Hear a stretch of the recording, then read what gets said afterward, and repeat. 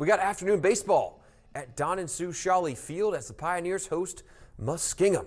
Grady Mellerson grounds one to third, and the throw skips past Diego DiCello as Mellerson going to find his way onto second base. And with a runner in scoring position, Lex Castaneda bangs one off the right field wall. Nearly a home run hitting the middle of the wall there, and that'll be an RBI double. Now DiCello at the plate here. He's going to get his first hit and the Pios' first hit of the day. A single into left field.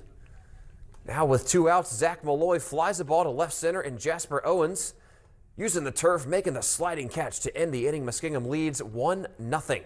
Next inning, Owens now at the plate lines the ball into left field as he slides into second. That'll be a leadoff double. But with 2 outs, Sam Palmieri grounds one up the middle, and Jamison Imbrachia lays out for the diving stop, gets to his feet and makes the throw. But the Pioneers get shut out, losing 4-0.